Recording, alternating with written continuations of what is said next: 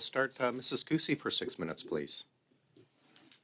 Thank you, Chair, and thank you, Madam Auditor General, for being here today along with your team, and thank you again for this report, which sheds even more light and I believe confirms even further the thoughts and ideas we had around contracting in the public service, both in adherence to the rules as well as a favoritism towards McKinsey.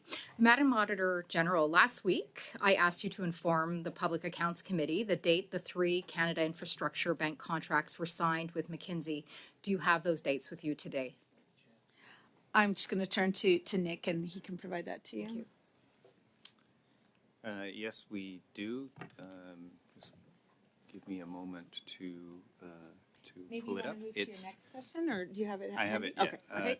25th of January 2018, 30th of March 2018, and 19th of May 2020. Okay, 19th of May 2020. Very interesting. Okay, thank you. Madam Auditor General, Mr. Dominic Barton chaired the Prime Minister's Economic Advisory Council, which started in 2016. And shortly after, interestingly coinciding with these dates, we see a 2,500% increase from 2016 to 2023 in contracts awarded to McKinsey. In your opinion, is it a conflict of interest to have the global head of a company also chairing an economic advisory committee that helps determine the direction of a government? I mean, that's a difficult question for me to answer. I'm not sure in what capacity he was providing advice as the chair of that committee, what his requirements were. So I unfortunately can't offer up an opinion on that. Okay, thank you. I'll return to a theme I mentioned in my opening comment, favoritism in contracting. McKinsey received 2 contracts with IRCC for close to $25 million.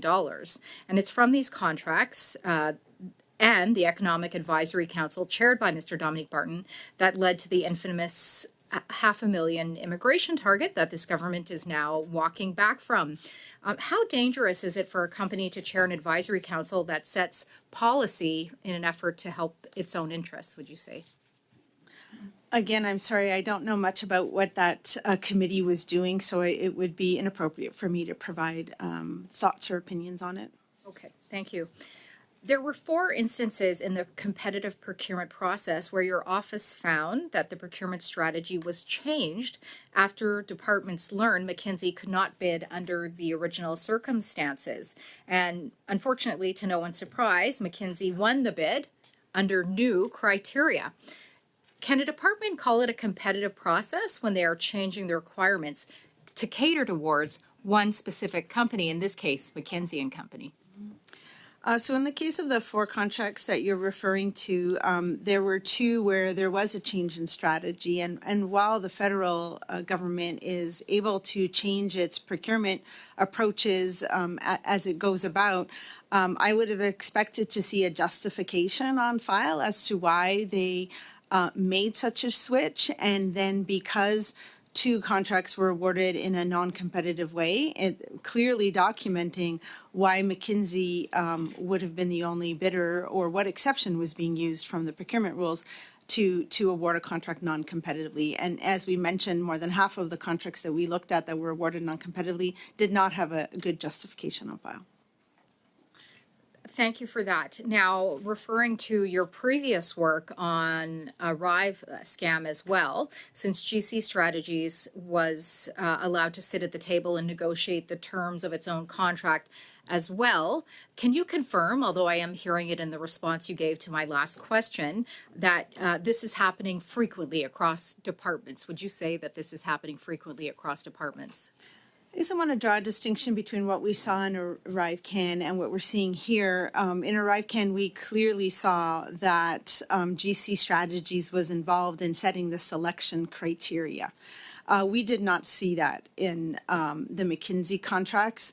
We saw that at times when there were competitive bids run, that the criteria, the selection criteria, weren't always used, but not that McKinsey had been involved in setting the selection criteria. So they're very different situations. So then, given that, in your opinion, what specifically needs to be changed? What changes need to be made to ensure Canada's procurement processes are truly competitive? When it comes to competitive contracts, what we found is that often there was, I think it was about more than a third of the time, the bid evaluation didn't have selection criteria that were clearly outlined, or when there were selection criteria, they weren't used. It's clear in the rules that you need to set out these criteria, and then you need to have a good evaluation grid and a committee put together. So again, to make this competitive process fair and transparent, the existing rules should have been applied. Excellent. I'll end my time there, Mr. Chair. Thank you very much. Thank you very much, Madam Auditor General, again for the report and for being here with us today. Thank you very much. Thanks, Mrs. Kusi. Ms. Kusi, you have 5 minutes. Merci beaucoup, Madame la Thank you very much, Chair. I'm going to go back to the National Master Standing Offers. So a National Master Standing Offer was granted to McKinsey in 2021 in a non-competitive process. This was not properly justified and ended up costing a total of $42.4 million. The call-ups issued under the unjustified offer were also unjustified. How does the justification process need to be reformed to ensure competitive processes are honored? I think one point to clarify here is that the National Master Standing Offer was done in a non-competitive way.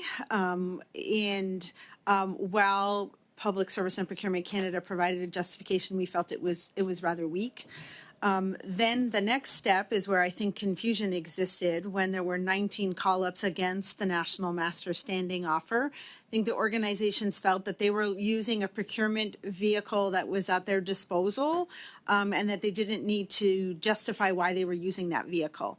But when you realize that that is the first time a contract is being issued between the government and McKinsey, the non-competitive contracting rules kick in, and there should have been a well-documented rationale for why that National Master Standing Offer versus another. In your opinion, why do you think some departments are capable of contracting according to government standards, but Procurement Canada, the body in charge of procurement, seems to struggle in this area? I think Public Service and Procurement Canada issue many contracts. They were not involved in all 97 here, but what we found is that they could have done a better job challenging. And I think that's one of the big questions that the public service needs to ask itself is, what is it about the rules that's causing this behavior? Because the rules, in my view, are rather clear. While there are many, they are rather clear. Clearly, it's the government.